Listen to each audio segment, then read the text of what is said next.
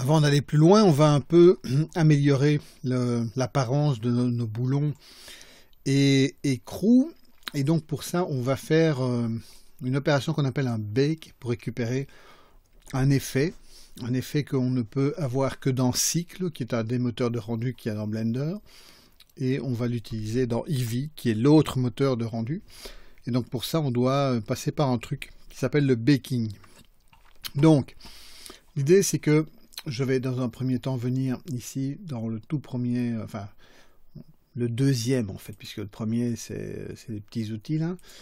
Donc je vais venir ici, donc là où il y a l'espèce d'appareil photo, et je vais changer le render engine de Eevee à Cycle.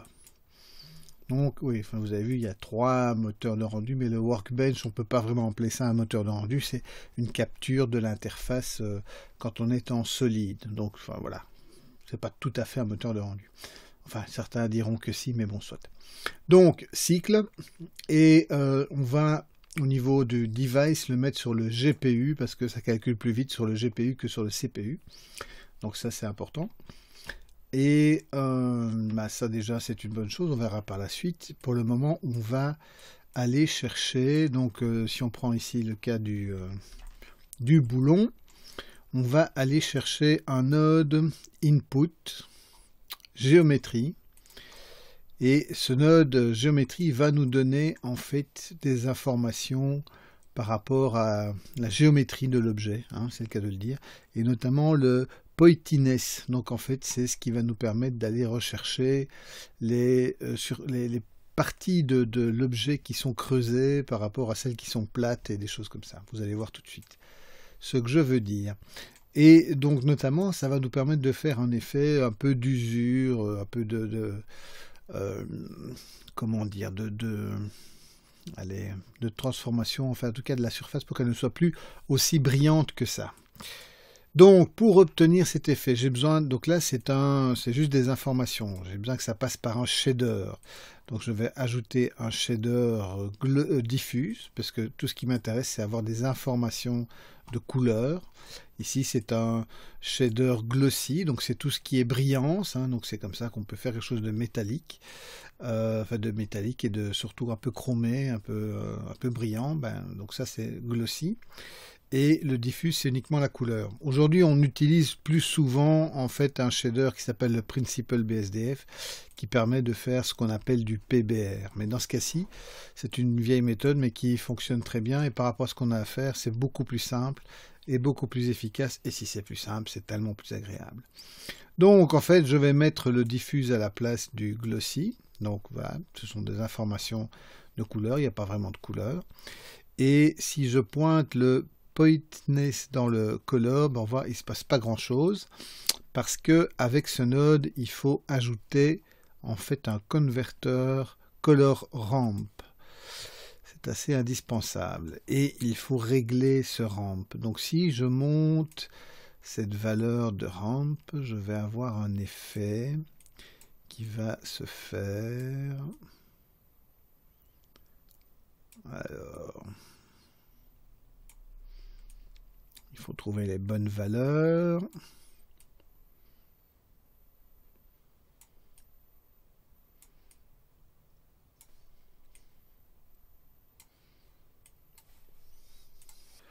Donc il faut trouver les bonnes valeurs, mais il faut surtout aussi être en rendu. Donc c'est la dernière petite boule ici, et donc là on voit déjà un petit effet. Donc si j'augmente un peu cet effet, on va avoir quelque chose, voilà, qui peut être assez intéressant au niveau de ce que ça peut amener. Bon, alors évidemment, ça c'est une valeur un petit peu inverse. Il nous faudrait l'inversion de ça. Donc ce que je peux faire, c'est après ici le color ramp, je peux toujours essayer d'ajouter un invert, voilà, et d'accentuer un petit peu, voilà. Et donc après, si on utilise ça en combinaison avec le glossy, alors on aura quelque chose d'un peu intéressant. Donc ceci ne marche que quand on est dans Cycle, ça ne marche pas quand on est dans Eevee. Or après, au final, nous on va quand même calculer dans Eevee parce que ça va quand même beaucoup plus vite. Et donc ce qu'on va faire maintenant, c'est calculer ça, cet effet-là, dans une image. Donc on sait qu'on a un dépliage UV pour ce boulon. Donc si je viens en mode sous-objet, que je sélectionne tout, et que je viens ici, pas dans mon View, mais dans mon UV, donc je vais choisir l'UV Editor plutôt que le Image Editor. Voilà, on a des UV. C'est peut-être pas les meilleurs d'ailleurs, et je vais faire un Smart UV Project en mettant 0,12 de marge. Voilà. Ok, donc voilà. Donc ça, c'est mes UV. Et donc, on a des UV. Maintenant, on va créer une nouvelle image qui va utiliser ces UV. Donc cette image, on va l'appeler, dans ce cas-ci, écrou, carvature, enfin cavité, allez, cavité. On va prendre le terme un peu, pas trop anglais quand même. Et on va faire, ouais, allez, une image 1024, mettons. Essayons 1024, on verra bien. Peut-être qu'on pourrait être en 512, mais normalement 1024, ça pourrait tenir. Donc, ok. Alors, on a cette image. Maintenant, ce qu'il me faut ici, c'est ajouter une texture, image texture, qui ne doit être liée à rien. Elle doit juste exister dans mon tableau ici. Et dans la bibliothèque, qui se trouve sous l'icône ici. Donc là, j'ai la liste de différentes images qu'il y a dans ma scène. Et dans cette bibliothèque, j'ai l'écrou cavité que je viens de créer là. Donc c'est une image noire pour le moment. Elle est complètement noire. Donc c'est très important d'avoir ce node qui est donc un node texture, image, texture. Il faut qu'on ait glissé dedans l'image qu'on a créée ici pour supporter le travail du baking. Et on garde le node sélectionné. Donc il faut qu'il ait ce liseré blanc. Tout ça est très important. Une fois que vous avez ça, vous revenez ici dans les propriétés de cycle et vous avez le bake. On va garder le combine, on va garder tout ça comme c'est là et on va juste cliquer sur bake. Et ici en dessous, vous avez une barre qui vous indique la progression du calcul. Alors évidemment, c'est pas en temps réel, ça prend un petit temps. On voit que notre image noire a disparu parce qu'en fait, elle va être remplacée par le résultat de ce calcul. Attention, ça arrive.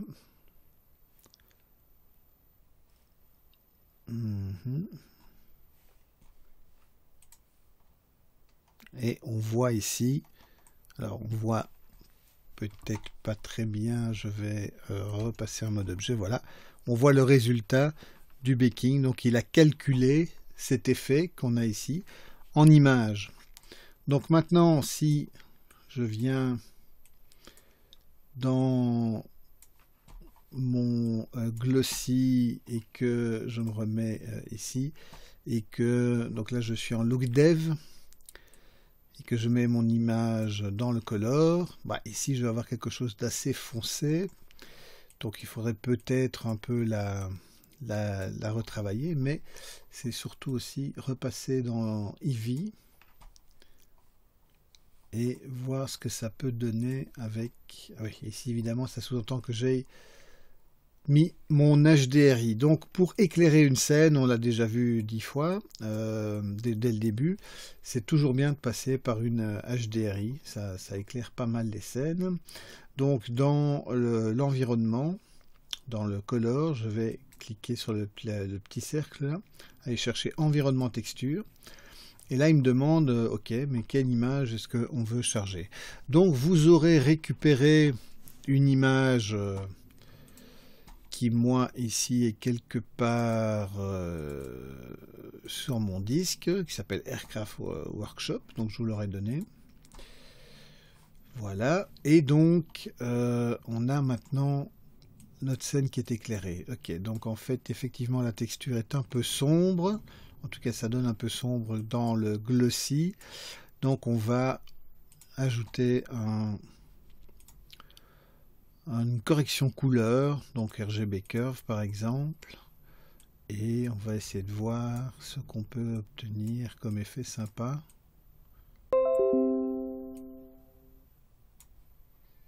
Donc en montant un petit peu.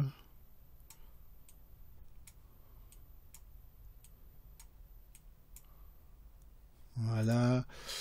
Je peux remonter un peu les bleus peut-être.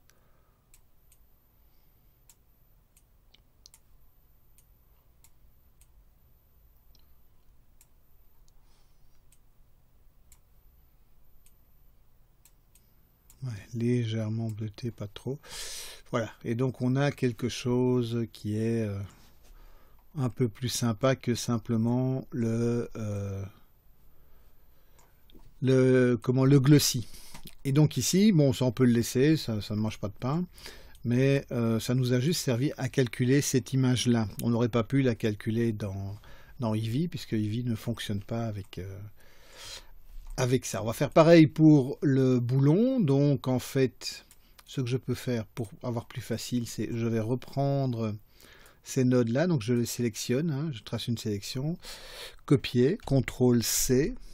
Je viens dans mon boulon, CTRL V, voilà, j'ai les nodes qui sont là.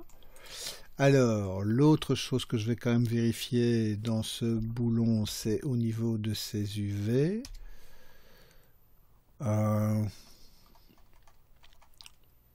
Comment ça, pas d'UV? C'est pas bien ça, mais je pense qu'on avait fait des UV sur cet objet. Donc, on va faire un Smart UV Project, voilà, et on va créer une nouvelle image. Donc, je clique sur les deux petits fichiers là, et je vais appeler ça Bolt, ou allez, boulon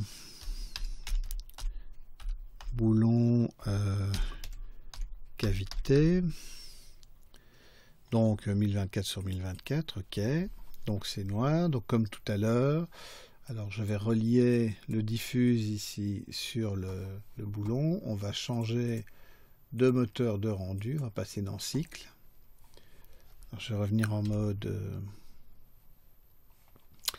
et on va peut-être régler un petit peu parce que ici, ce qu'on peut faire, c'est peut-être ne pas inverser dans son cas, ou l'inverser un petit peu.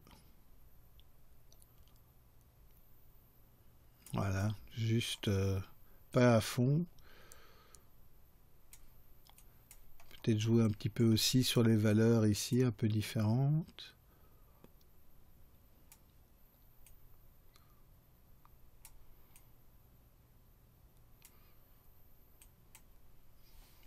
Les valeurs, en fait, dans le cas ici de la cavité, c'est souvent 0,4, 0,6. Donc 0,4 pour le noir, 0,6 pour le blanc.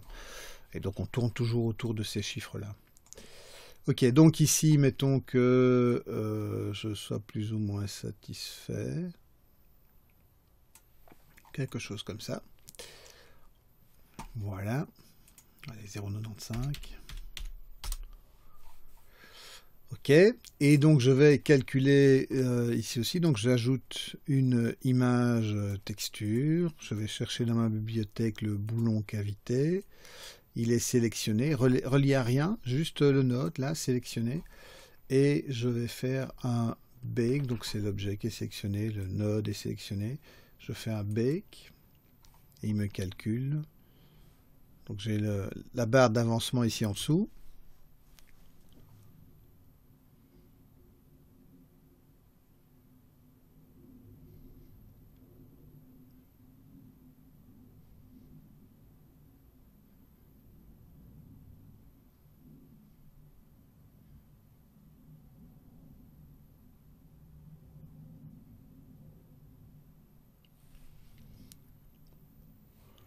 Ok, voilà. Maintenant, je vais pouvoir glisser ça dans le color et donc oui aussi changer le moteur de rendu, revenir dans Eevee et glisser ça dans la surface. Et voilà, on a aussi avec un petit effet là qui n'est pas super génial. Ce serait mieux s'il était inversé d'ailleurs. On va un peu essayer de voir ce que ça donne si j'inverse color invert.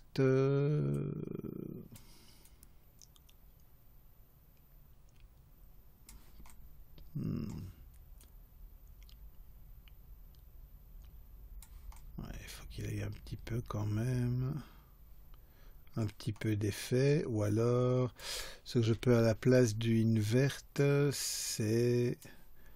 Je vais ajouter une color correction, donc je vais dans Color, RGB Curve par exemple. J'aime bien utiliser ces courbes. Ça permet de faire des choses assez intéressantes parfois. Ouais, non, enfin, ça permet de faire beaucoup de bêtises. Ouais,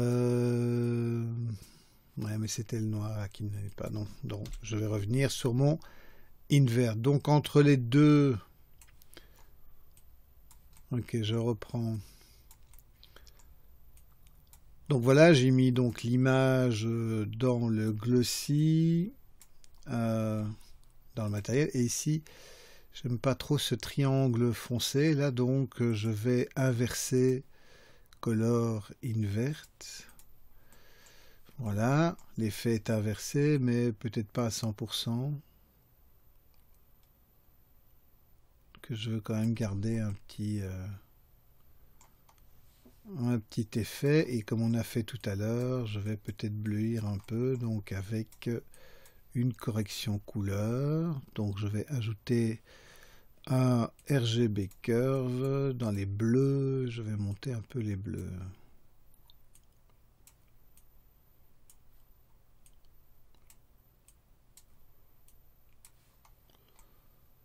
Ouais, le boulon est quand même beaucoup trop propre par rapport au...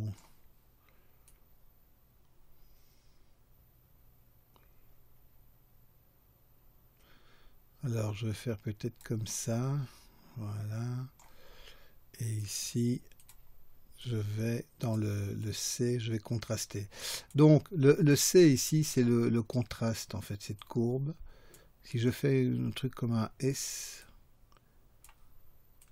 léger, hein, une sorte de sinusoïde ici, eh bien j'ai un contraste un peu marqué. Donc ici le bleu est un peu fort. Si j'ai mis un point que je veux l'enlever, ben, je sélectionne et je le delete avec le point ici. Voilà, et on peut encore jouer sur le facteur d'influence de... On va faire comme ça. Alors quelque chose de... Alors quelque chose de très important, c'est qu'il faut absolument sauver les images qu'on a calculées, donc que ce soit ici pour le boulon ou que ce soit pour le boulon donc, ou pour l'écrou. Il faut sauver ces images qu'après on peut, enfin qu'on a utilisé ici dans le truc, mais si vous ne sauvez pas ces images quelque part sur votre disque, même en ayant coché la case que vous devez systématiquement cocher Automatically Pack into Blend, vous allez en fait perdre ces images. Dès que vous aurez, même à la limite, même dans le même plan, en sélectionnant un autre objet ou quoi, vous risquez de perdre ces images. Le lien de ces images n'existe pas. Donc si ça plante ou quoi, vous perdez ces images. Donc il faut les sauver sur le disque. Et en les sauvant sur le disque, il sera enregistré dans le dossier Blend. Donc, ce qu'on va faire, dans le fichier Blend plutôt. Donc, ce qu'on va faire, c'est Images. Donc, je vais ici dans le hamburger menu. Hein, et je viens dans Images et je vais faire un Save As. Et là, je vais dans un dossier dans lequel je mets mes différents projets, mes différents, comment dire, mes différentes scènes. Je vais sauver les deux images. Donc chaque fois je sauve, c'est par défaut en PNG, c'est très bien. Et voilà, donc c'est déjà fait, donc je ne vais pas le faire. Et vous pouvez venir ici dans la liste rechercher l'autre boulon et aussi la sauver. C'est très important de faire cette opération parce qu'encore une fois, si vous ne faites pas ça, vous allez perdre cette image. Elle a été mise là maintenant pendant qu'on faisait toute cette opération ici de calcul, de machin, etc. Mais après, voilà, ça risque de ne plus être la même chose. Vous risquez de la perdre. Voilà. Ok, donc on a maintenant fini les shaders de nos boulons. Donc on va remplacer les boulons dans notre simulation. Ok, donc ici comment ça se passe? Eh bien je vais aller... Déjà, je vais quand même un peu retrouver mes deux boulons là, je vais les mettre un peu sur le côté pour pouvoir les sélectionner plus facilement. Voilà. Je vais sélectionner par exemple les premiers écrous, là, tous ces écrous, et je vais, alors, pour que les choses soient claires, ce que je vais faire, d'abord c'est désélectionner, pour être sûr que rien n'est sélectionné, sélectionner mes écrous, et puis sélectionner l'écrou qui est texturé, donc l'écrou High Poly, et je vais faire un CTRL L, donc j'appuie sur CTRL et sur L en même temps, donc j'ai le Make Link, et je vais prendre Object Data. Et là, tout d'un coup, mes boulons ne sont plus les versions Low Poly, mais les versions High Poly. Si je fais ça avec un boulon, donc je vais désélectionner, je vais prendre ces boulons-là, ce boulon-là, pareil, CTRL L, Object Data, voilà, on voit que les boulons ont changé de forme. Donc ça permet de garder toute la simulation qu'on a faite, mais avec beaucoup plus de définition dans l'objet. Donc on a fait la simulation sur un low poly et on utilise un high poly pour transférer. Donc maintenant il ne reste plus qu'à transférer, à faire pareil, donc make link et transférer les object data sur chaque boulon pour avoir juste un tas de boulons et ils auront tous bien sûr les shaders appropriés. Et donc voilà, on va bientôt avoir un tas de boulons bien métalliques. Si je fais aussi apparaître le sol, voilà. Et après, on va faire en sorte de voir une caméra qui tourne ici autour. Et on jouera peut-être un petit peu sur la profondeur de champ pour avoir quelque chose de sympa. Ça, c'est pour après.